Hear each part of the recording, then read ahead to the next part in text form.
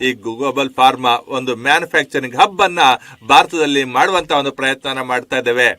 ನಾವು ಈ ಒಂದು ಬಯೋಫಾರ್ಮಾ ಶಕ್ತಿಗೋಸ್ಕರ ನಾನು 10,000 ಕೋಟಿ ರೂಪಾಯಿಗಳನ್ನ ಇಡ್ಲಿಕ್ಕೆ ಇಷ್ಟಪಡ್ತೀನಿ ಮುಂದಿನ 5 ವರ್ಷಗಳಿಗೆ.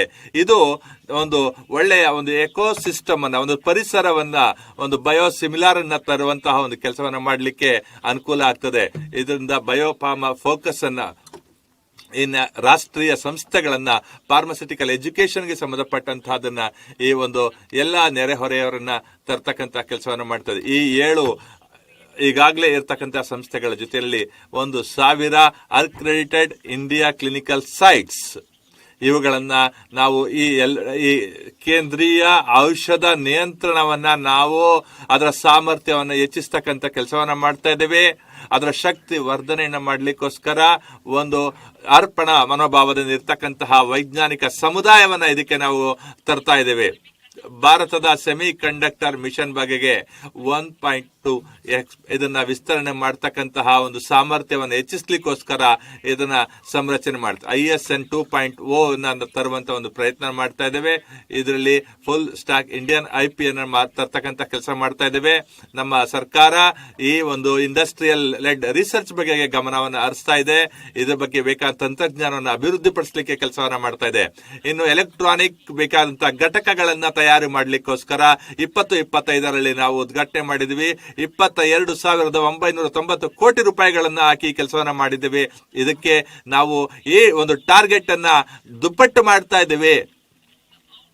ಈ ಒಂದು ವೆಚ್ಚವನ್ನ 40,000 ಕೋಟಿ ರೂಪಾಯಿಗಳ ಬಂಡವಾಳ ವೆಚ್ಚವನ್ನ ಇದರಲ್ಲಿ ಹೂಡ್ತಾ ಇದ್ದೀವಿ. ಈ ಒಂದು ರೇರ್ ಅರ್ತ್ ಪರ್ಮನೆಂಟ್ ಮ್ಯಾಗ್ನಸ್ ಅನ್ನುವಂತಹ ಯೋಜನೆಯನ್ನ ನಾವು 2025ರಲ್ಲಿ ನಾವು ನವೆಂಬರ್ ತಿಂಗಳಲ್ಲಿ ಉದ್ಘಾಟನೆಯನ್ನ ಮಾಡಿದ್ದೀವಿ.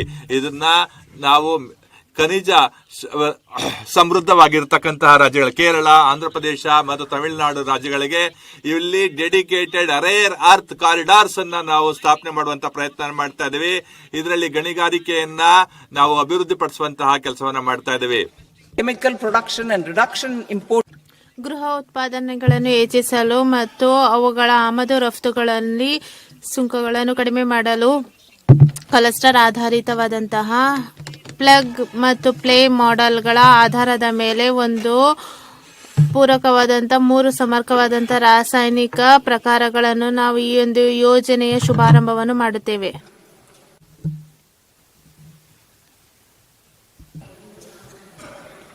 ಸ್ಟ್ರಾಂಗ್ ಕ್ಯಾಪಿಟಲ್ ಗೂಡ್ಸ್ ಸಾಮರ್ಥ್ಯವನ್ನು ಹೆಚ್ಚಿಸ್ತಕ್ಕಂಥದ್ದು, ಇದನ್ನ ಉತ್ಪಾದನೆಯನ್ನ ಹೆಚ್ಚಿಸುವಂತದ್ದು, ಗುಣಮಟ್ಟವನ್ನು ಹೆಚ್ಚಿಸ್ತಕ್ಕಂಥದ್ದು ಎಲ್ಲಾ ವಲಯಗಳಲ್ಲೂ ಕೂಡ ಈ ಮೂಲಕ ಸಾಮರ್ಥ್ಯವನ್ನು ಅಭಿವೃದ್ಧಿಪಡಿಸಲಿಕ್ಕೋಸ್ಕರ ನಾನು ಹೈಟೆಕ್ ಟೂಲ್ ರೂಮ್ಸ್ ಅನ್ನ ಸ್ಥಾಪನೆ ಮಾಡಲಿಕ್ಕೋಸ್ಕರ CPSUಗಳ ಮೂಲಕ 2 ಸ್ಥಳಗಳಲ್ಲಿ ಇದನ್ನ ಡಿಜಿಟಲ್ ಆಗಿ ಒಂದು ಆಟೋಮೇಟಿಕ್ ಸರ್ವಿಸ್ ಬಿಸಿನೆಸ್ ಅನ್ನ ಸ್ಥಳೀಯರಿಗೆ ಒಂದು ಟೆಸ್ಟ್ ಗಳು ಮಾಡ್ತಕ್ಕಂತಹ ಹೈ ಪ್ರೆಸಿಷನ್ ಕಾಂಪೋನೆಂಟ್ ಇರತಕ್ಕಂತಹ ರೀತಿಯಲ್ಲಿ 2 ಸ್ಥಳಗಳನ್ನ ಮಾಡ್ತಾ ಇದ್ದೀನಿ. ಎರಡನೆಯದು ಇದಕ್ಕೊಂದು ಕಟ್ಟಡವನ್ನ ಹೆಚ್ಚಿಸಲಿಕ್ಕೆ ಬೇಕಾದಂತ ಒಂದು ಯೋಜನೆಯನ್ನ ಮಾಡ್ಲಿಕ್ಕೋಸ್ಕರ ಈ ಸ್ಥಳೀಯವಾದಂತಹ ಒಂದು ತಯಾರಿಕಾ ಘಟಕವನ್ನ ಹೆಚ್ಚಿಸುವಂತದ್ದು, ಅದಕ್ಕೆ ತಾಂತ್ರಿಕವಾದಂತಹ ಒಂದು ಉನ್ನತ ಮಟ್ಟದ ಯೋಜನೆಯನ್ನು ತರ್ತಾ ಇದ್ದೀವಿ. ಇದರಿಂದ ಈ ಒಂದು ಮಲ್ಟಿ ಸ್ಟೋರೇಡ್ ಅಪಾರ್ಟ್ಮೆಂಟ್ ಮೂಲಕ ಬಹುಮಹಡಿಗಳ ಕಟ್ಟಡ ಅಂತರದಿಲ್ಲ, ಅದೇ ರೀತಿ ಕಾಂಪ್ಲೆಕ್ಸ್ ಗಳವರೆಗೂ ಕೂಡ ತುಂಬಾ ಟವೆಲ್ ಬೋರಿಂಗ್ ಎಂಪರ್ಮೆಂಟ್, ಮೆಟ್ರೋಗಳಲ್ಲಿ ಹೈ ಆಟಿಟ್ಯೂಡ್ ರೂಮ್ಸ್ ಗಳನ್ನ ನಾವು ತರುವಂತ ಕೆಲಸವನ್ನ ಮಾಡ್ತಾ ಇದ್ದೀವಿ. ನಾನು ಇನ್ನೊಂದು ಪ್ರಸ್ತಾವನೆಯನ್ನ ಇಡ್ತೀನಿ. ಇನ್ನೊಂದು ಕಂಟೈನರ್ ಮ್ಯಾನುಫ್ಯಾಕ್ಚರಿಂಗ್ ಅನ್ನ ಒಂದು ಜಾಗತಿಕ ಮಟ್ಟದ ಸ್ಪರ್ಧೆಯನ್ನ ಒಡ್ಡಲಿಕ್ಕೆ ನಾವು ಸಾಮರ್ಥ್ಯವನ್ನ ಮಾಡಬೇಕಾಗುತ್ತೆ. ಅದಕ್ಕೆ ಬೇಕಾದಂತಹ 10,000 ಕೋಟಿ ರೂಪಾಯಿಗಳನ್ನ ಮುಂದಿನ 5 ವರ್ಷಗಳಿಗೆ ಬಜೆಟ್ ಅಲ್ಲಿ ನಾನು ಇಡ್ತಾ ಇದ್ದೇನೆ.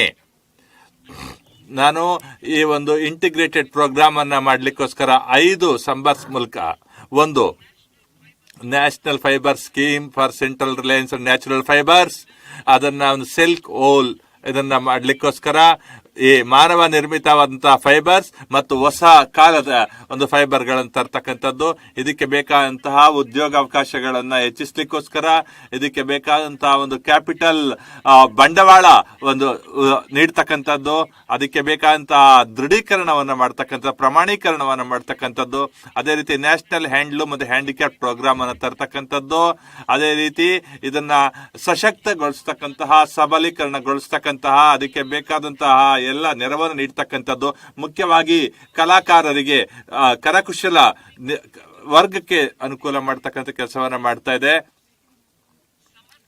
ಈ ಒಂದು ಸಮರ್ಥ್ 2.0 ಇದನ್ನ ಮೇಲ್ದರ್ಜೆಗೆ ಏರಿಸ್ತಕ್ಕಂಥದ್ದು, ಟೆಕ್ಸ್ಟೈಲ್ ಸ್ಕಿಲ್ಲಿಂಗ್ ಎಕೋಸಿಸ್ಟಮ್ ಅನ್ನ ತರ್ತಕ್ಕಂಥ ಕೆಲಸವನ್ನ ಮಾಡುವಂತದ್ದಾಗಿದೆ. ಇದಕ್ಕೆ ಶೈಕ್ಷಣಿಕ ವಲಯದಲ್ಲಿಯೂ ಕೂಡ ನಾವು ಆದ್ಯತೆಯನ್ನ ನೀಡ್ತಾ ಇದ್ದೇವೆ. ಮುಂದುವರಿದು ನಾವು ಈ ಒಂದು ಮೆಗಾ ಟೆಕ್ಸ್ಟೈಲ್ ಪಾರ್ಕ್ ಅನ್ನ ಈ ಒಂದು ಹಂತದಲ್ಲಿ ಪ್ರಪೋಸ್ ಮಾಡುವಂತ ಪ್ರಯತ್ನ ಮಾಡ್ತೀನಿ. ಇದಕ್ಕೆ ಬೇಕಾದಂತಹ ಒಂದು ವ್ಯಾಲ್ಯೂ ಅಡಿಷನ್ ಅನ್ನ ಮೌಲ್ಯವರ್ಧನೆಯನ್ನ ಮಾಡ್ತಕ್ಕಂಥದ್ದಾಗ್ತದೆ. ಇದರಿಂದಾಗಿ ಮಹಾತ್ಮ ಗಾಂಧಿ ಗ್ರಾಮ್ ಸ್ವರಾಜ್ ಇನಿಷಿಯೇಟಿವ್ ಅನ್ನ ಈ ಸಂದರ್ಭದಲ್ಲಿ ಪ್ರಸ್ತಾವಿಸುತ್ತಾ ಇಲ್ಲಿ ಖಾದಿ ಮತ್ತು ಗ್ರಾಮೋದ್ಯೋಗ ಕರಕುಶಲ ಯೋಜನೆಗಳನ್ನ ಹೆಚ್ಚಿಸ್ತಕ್ಕಂಥದ್ದು, ಇದಕ್ಕೆ ಜಾಗತಿಕ ಮಟ್ಟದ ಸಂಪರ್ಕವನ್ನು ತಂದು ಕೊಡ್ತಕ್ಕಂಥದ್ದು, ಇದಕ್ಕೆ ಬೇಕಾದ ತರಬೇತಿ ಕೌಶಲ್ಯ ಉತ್ಪಾದನೆಯನ್ನ ಮಾಡ್ತಕ್ಕಂಥದಕ್ಕೆ ಹೆಚ್ಚು ಗ್ರಾಮೋದ್ಯೋಗಗಳಿಗೆ ನಾವು ಒಂದು ಪ್ರಾಡಕ್ಟ್ ಅನ್ನ ಒಂದು ವಿಲೇಜ್ ಅಲ್ಲಿ ಒಂದು ಡಿಸ್ಟಿಕ್ ಅಲ್ಲಿ ತರ್ತಕ್ಕಂತ ಒಂದು ಕೆಲಸವನ್ನ ಮಾಡಿ ಈ ಗ್ರಾಮೀಣ ಉದ್ಯೋಗಾವಕಾಶಗಳನ್ನ ಹೆಚ್ಚಿಸ್ತಕ್ಕಂಥದ್ದು. ಇದೇ ರೀತಿ ಭಾರತಕ್ಕೆ ಒಂದು ಗ್ಲೋಬಲ್ ಹಬ್ ಆಗಿ ಉತ್ತಮ ಗುಣಮಟ್ಟದ ಒಂದು ಕ್ರೀಡಾ ಸಲಕರಣೆಗಳನ್ನ ತರ್ತಕ್ಕಂಥ ಕೆಲಸವನ್ನ ಮಾಡಬಹುದಾಗಿದೆ. ಅದಕ್ಕೆ ಮ್ಯಾನುಫ್ಯಾಕ್ಚರಿಂಗ್, ರಿಸರ್ಚ್ ಮತ್ತೆ ಇನ್ನೋವೇಷನ್ ಗಳನ್ನ ಇದು ಉತ್ತೇಜನ ನೀಡುತ್ತದೆ. ಅದಕ್ಕೆ ಬೇಕಾದಂತಹ ಒಂದು ಕೃತಕ ವಿಜ್ಞಾನಗಳನ್ನು ಕೂಡ ಉತ್ತೇಜನಿಸಿದೆ. ಅದೇ ರೀತಿಯಲ್ಲಿ ಕೈಗಾರಿಕಾ ಕ್ಲಸ್ಟರ್ಗಳನ್ನ ಮತ್ತೆ ಪುನಶ್ಚೇತನಗೊಳಿಸ್ತಕ್ಕಂಥ ಕೆಲಸ ಮಾಡುವಂತದ್ದಿದೆ. 200 ಲೆಗಸಿ ಇಂಡಸ್ಟ್ರಿಯಲ್ ಕ್ಲಸ್ಟರ್ಗಳನ್ನ ಜಾಗತಿಕ ಸಾಮರ್ಥ್ಯಕ್ಕೆ ಅನುಗುಣವಾಗಿ ಅವುಗಳ ಸಾಮರ್ಥ್ಯವನ್ನು ಅಭಿವೃದ್ಧಿಪಡಿಸಲಿಕ್ಕೆ ಮೇಲ್ದರ್ಜೆಗೆ ಏರಿಸಲಿಕ್ಕೆ ನಮ್ಮ ಸರ್ಕಾರ ಉದ್ದೇಶಿಸಿದೆ. ಈ ಒಂದು ಚಾಂಪಿಯನ್ ಅಸಮೀಸ್ ಮತ್ತು ಮೈಕ್ರೋ ಎಂಟರ್ಪ್ರೈಸಸ್ ಅನ್ನ ಸಣ್ಣ ಮತ್ತು ಮಧ್ಯಮ ವರ್ಗದ ಕೈಗಾರಿಕೆಗಳನ್ನ ಅಭಿವೃದ್ಧಿಪಡಿಸ್ತಕ್ಕಂತಹ ಕೆಲಸ ಮಾಡಲಿಕ್ಕೋಸ್ಕರ ನಾನು ಈ ಒಂದು ಚಾಂಪಿಯನ್ ಆಗಿ ಅವರು ಬೆಳೆಯಲಿಕ್ಕೆ ಅವಕಾಶವನ್ನು ಮಾಡ್ತಾ ಇದ್ದೇನೆ. ನಾನು ಈ ಒಂದು ಡೆಡಿಕೇಟೆಡ್ 10,000 ಕೋಟಿ ರೂಪಾಯಿಗಳನ್ನ ಸಣ್ಣ ಮತ್ತು ಮಧ್ಯಮ ವರ್ಗಗಳಿಗೆ ಕೈಗಾರಿಕೆಗಳಿಗೆ ಪುನಶ್ಚೇತನ ನೀಡತಕ್ಕ ಅವರಿಗೆ ಹಣಕಾಸಿನ ಪುರಸ್ಕಾರ ನೀಡತಕ್ಕಂಥ ಕೆಲಸವನ್ನ ಮಾಡ್ತಾ ಇದ್ದೇವೆ. ನಾನು ಮತ್ತೊಂದು ಪ್ರಸ್ತಾವನೆ ಮಾಡಿದೆ ಏನೆಂದರೆ ಸೆಲ್ಫ್ ರಿಲಯಂಟ್ ಇಂಡಿಯಾ ಫಂಡ್ ಅನ್ನ 2021ರಲ್ಲಿ ಏನು ಮಾಡಿದ್ದೀವಿ, 2,000 ಕೋಟಿ ರೂಪಾಯಿಗಳನ್ನ ನಿರಂತರವಾಗಿ ಈ ಒಂದು ಸಣ್ಣ ಘಟಕಗಳಿಗೆ ನಾವು ಪ್ರೋತ್ಸಾಹ ನೀಡ್ತಾ ಬರ್ತಾ ಇದ್ದೇವೆ. ಲಿಕ್ವಿಡಿಟಿ ಸಪೋರ್ಟ್ ಅನ್ನ ಮಾಡ್ತಕ್ಕಂಥದ್ದು. ಈ ಮೂಲಕ 7 ಲಕ್ಷ ಕೋಟಿ ರೂಪಾಯಿಗಳನ್ನ ನಾವು ಜನರಿಗೆ ತಲುಪುವಂತೆ ಮಾಡ್ತಾ ಇದ್ದೇವೆ. ಇದರಿಂದಾಗಿ ರಫ್ತನ್ನ ಹೆಚ್ಚಿಸ್ತಕ್ಕಂಥದ ಮಾಡ್ತಾ ಇದ್ದೇವೆ. ಇದು ಒಂದು ಯಾವುದೇ ರೀತಿಯ ಒಂದು ಟ್ರಾನ್ಸಾಕ್ಷನ್ ಮಾಡುವಂತಹ ಸಂದರ್ಭದಲ್ಲಿ, ಖರೀದಿ ಮಾಡತಕ್ಕಂಥ ಸಂದರ್ಭದಲ್ಲಿ MSCಗಳು ಮತ್ತು CPSCಗಳ ನಡುವೆ ಒಂದು ಒಳ್ಳೆಯ ಆರೋಗ್ಯಕರ ಸಂಬಂಧ ಇಡಿಸ್ತಕ್ಕಂಥದ್ದು. ಎರಡನೆಯದು, ಇಲ್ಲಿ ನಾವು ಒಂದು ಕ್ರೆಡಿಟ್ ಗ್ಯಾರಂಟಿ ಸಪೋರ್ಟ್ ವ್ಯವಸ್ಥೆಯನ್ನ ಇಲ್ಲಿ ನಾವು ಜಾರಿಗೆ ತರುವಂತದ್ದು, ಆ ಮೂಲಕ ಒಂದು ಅಕೌಂಟಿಂಗ್ ಸಿಸ್ಟಮ್ ಅನ್ನು ಜಾರಿಗೆ ತರ್ತಕ್ಕಂಥದ್ದು. ಮತ್ತೆ ಮೂರನೇದಾಗಿ ಮಾಹಿತಿಯನ್ನ ಹಂಚಿಕೆ ಮಾಡ್ತಕ್ಕಂಥದ್ದು, ಹಣಕಾಸಿನ ಹಂಚಿಕೆ ಮಾಡ್ತಕ್ಕಂಥದ್ದು. ಸರ್ಕಾರ ಅದರ ಮೂಲಕ ಏನೆಲ್ಲ ಒಂದು ಉತ್ತೇಜನ ನೀಡುವಂತದ್ದಾಗಿದೆ, ಅದಕ್ಕೆ ತತ್ಕ್ಷಣವಾದಂತಹ ಬೇಕಾದ